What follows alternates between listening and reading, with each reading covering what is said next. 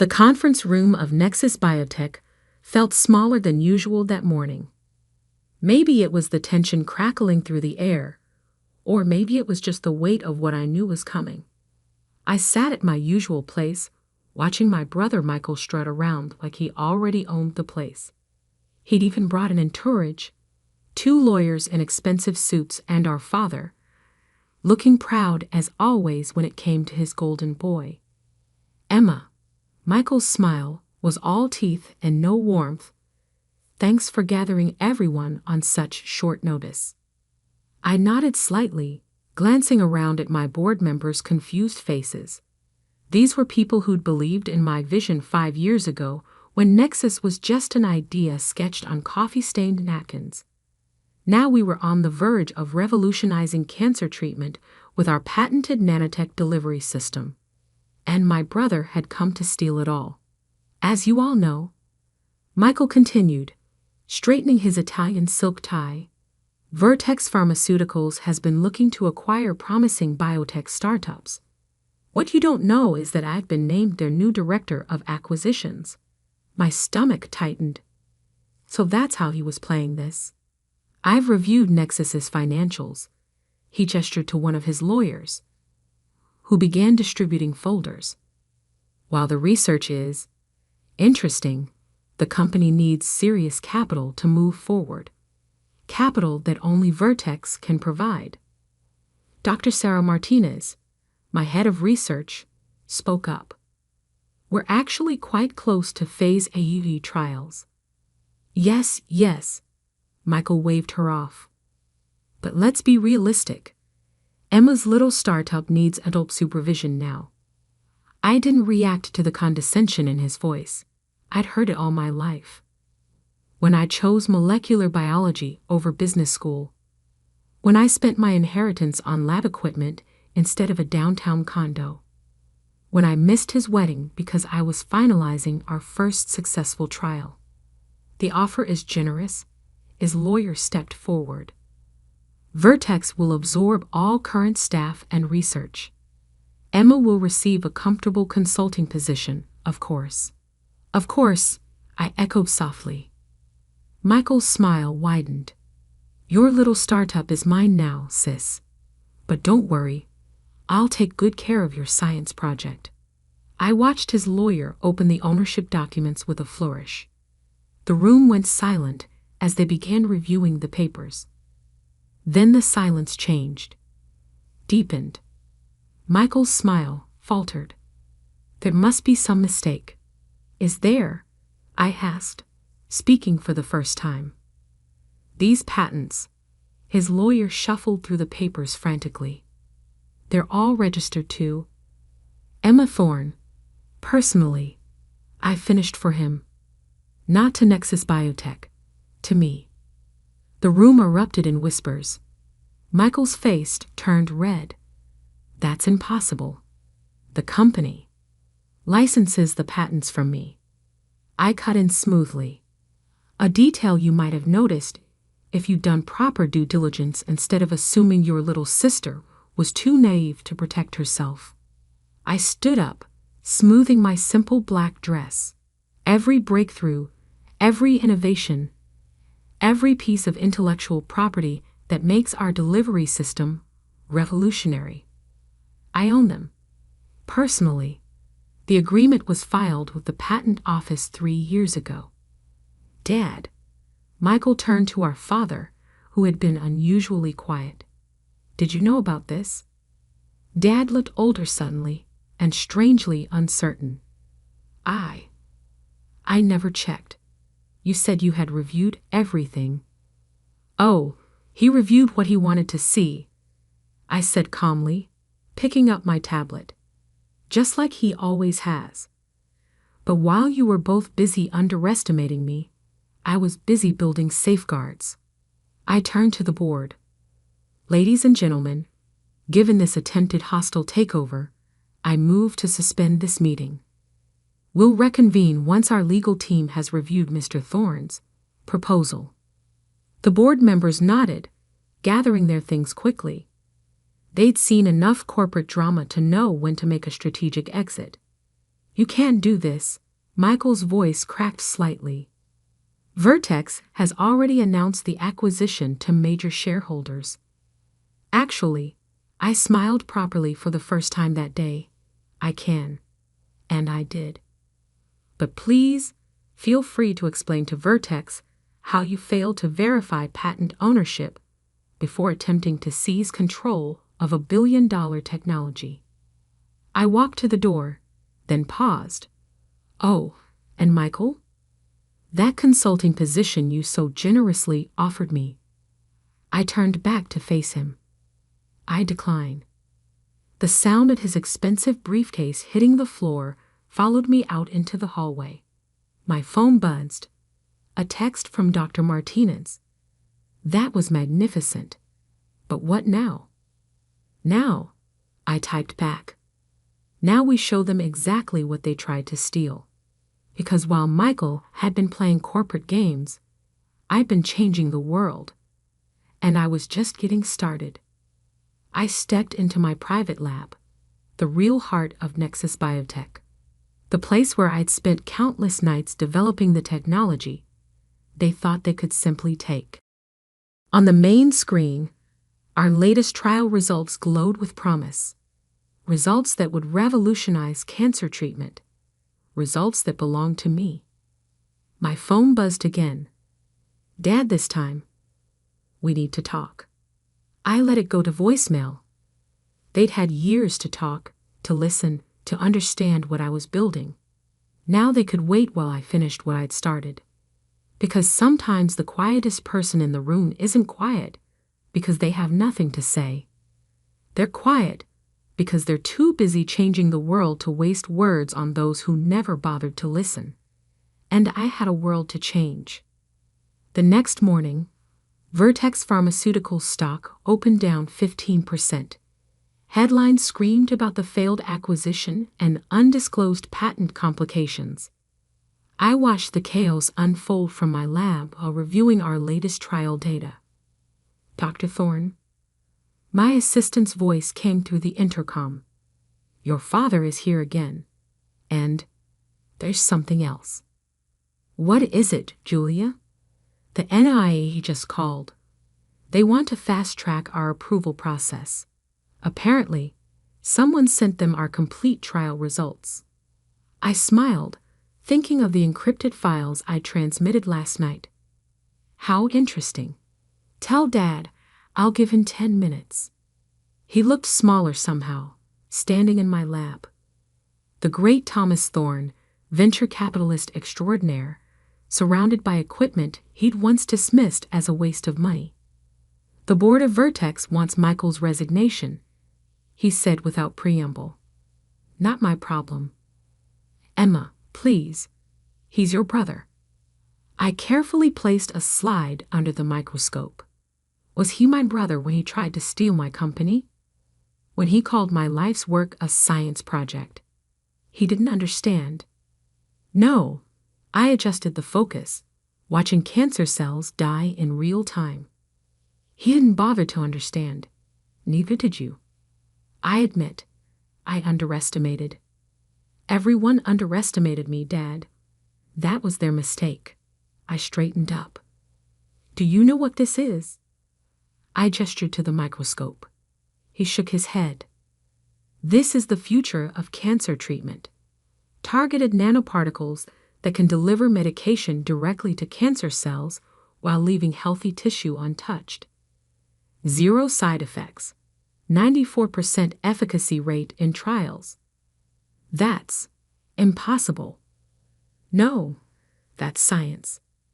The science you and Michael were too busy mocking to notice. I pulled up our trial results on the main screen. The NIAK is fast-tracking our approval. Within 6 months, this treatment will be saving lives. My God, he whispered, finally understanding. Emma, your 10 minutes are up. I turned back to my work. Julia will show you out. Wait, he pulled out a folder. Michael asked me to give you this. A new offer from Vertex. Triple the original amount. I took the folder and without opening it, fed it into the lab's paper shredder. Tell Michael he can keep his money. I have something better. I have results. After he left, I checked my phone. 3 missed calls from Michael, 2 from Mom, and 1 text from Dr. Martinez. Big pharma vultures circling. 5 acquisition offers this morning. I typed back. Decline them all. We're staying independent. Because independence was what I'd fought for all along. The freedom to pursue my research my way without corporate interference or family politics. My phone rang again. An unknown number. The voice on the other end was familiar. Dr. Thorne? This is Dr. Sandra Collins from the NIH Review Board.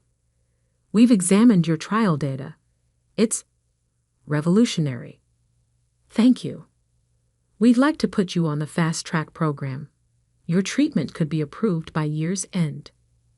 I looked at the microscope screen, at the cancer cells being systematically destroyed by my nanoparticles.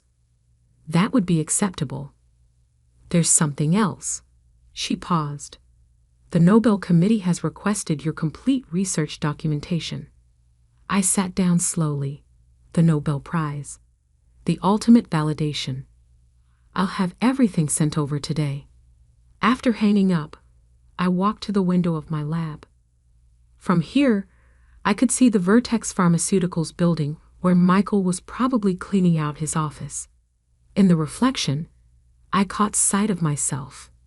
Not the quiet little sister anymore, but Dr. Emma Thorne, revolutionary scientist.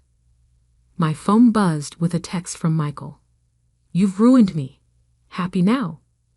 I typed back. I didn't ruin you. Your arrogance did that. But don't worry. When we cure cancer, I'll make sure you get a discount. Because sometimes success isn't about proving others wrong. It's about proving yourself right. And I was about to prove something that would change the world. 6 months later, I stood at the podium of the National Institutes of Health press conference. Camera flashes erupted as I announced the FDA's approval of our treatment. Behind me, a screen showed real-time imaging of our nanoparticles destroying cancer cells. This isn't just a treatment, I concluded. This is a revolution in oncology, and it's only the beginning. The questions came rapid fire. Dr. Thorne, how does it feel to be the youngest scientist nominated for the Nobel Prize in Medicine? Will Nexus Biotech remain independent? Any response to Vertex Pharmaceuticals' recent bankruptcy filing? I handled each one with calm precision, just as I'd handled every challenge in my lab. But the last question made me pause. Dr. Thorne, your brother Michael Thorne was recently quoted saying this technology was stolen from him. Any comment? I smiled slightly. The patent office records speak for themselves. Now, if you'll excuse me, I have patients waiting. Back in my office, Dr. Martinez was waiting with our latest results. The survival rate is holding at 96%. It's unprecedented. Good. I reviewed the data. Start preparing the documentation for our next project. Already done. She hesitated. Your mother's here. I looked up. Where? Reception. She's been there all morning, watching the press conference on TV. I sighed. Send her in. Mom hadn't changed much. Still elegant. Still perfectly put together. But something was different in her eyes as she looked around my office at the awards, the patents, the evidence of everything she'd missed. I saw you on TV, she said softly. You were amazing. Thank you. Michael's not doing well. I know. Dad's trying to arrange a position for him at one of his portfolio companies. She twisted her wedding ring, a nervous habit I remembered from childhood. He never meant to. Yes, he did. I cut her off gently. He meant to take everything I'd built because he never believed I could build anything worthwhile. You all did. We were wrong. She reached into her bag. I brought something. From when you were little. It was a faded photograph. Me at age 7, wearing oversized safety goggles, conducting my first experiment with a chemistry set. You were always different, she said. Always quiet, always thinking. We should have seen. You saw what you wanted to see. I handed the photo back. A quiet girl who needed to be more like her ambitious brother. You never noticed I had my own ambitions. And now? What are your ambitions now that you've proved us all wrong? I turned to the window, where construction crews were breaking ground on Nexus Biotech's new research campus. Now, I'm going to cure more diseases, create more breakthroughs, save more lives. Without us? Without interference. I softened slightly. But if you're genuinely interested in understanding my work, the lab tours are on Thursdays. She nodded, understanding the olive branch for what it was. I'll be there. After she left, I went down to my lab, my real home. On my desk was a letter from the Nobel Committee, still unopened. I didn't need their validation anymore. I had something better. Results. My phone buzzed. A text from Michael. Congratulations. I was wrong. Then Dad, you've changed the world, Emma. I'm sorry I didn't see it sooner. And finally, Dr. Martinez. Ready to start the next revolution. I smiled, picking up my lab coat. Always. Because success isn't just about patents or prizes or proving people wrong. It's about changing the world while they're busy underestimating you. And I was just getting started. 1 year later, I stood in Stockholm accepting the Nobel Prize in Medicine. My family sat in the audience, not as controllers or critics, but as witnesses to what happens when you underestimate the quiet ones. In my acceptance speech, I didn't mention the attempted takeover or the family drama. Instead, I talked about the patients, thousands now, living cancer-free because of our treatment. I talked about the next horizons in medical science, and I talked about the power of quiet determination. Sometimes, I concluded, the biggest breakthroughs come from the people you least expect. The ones working silently while others are talking. The ones changing the world while others are planning to take it. Later that night, in my lab in Stockholm, I looked at my reflection in the window. Nobel laureate, CEO, scientist. The quiet girl who changed the world. My phone buzzed one last time. A message from a young researcher in our lab. Dr. Thorne, I think we found something in the Alzheimer's trials. I smiled, putting on my lab coat. Because this was never about proving them wrong. It was about proving what's possible when you stop listening to those who doubt you and start listening to the quiet voice that says discover, create, revolutionize. And I was still listening.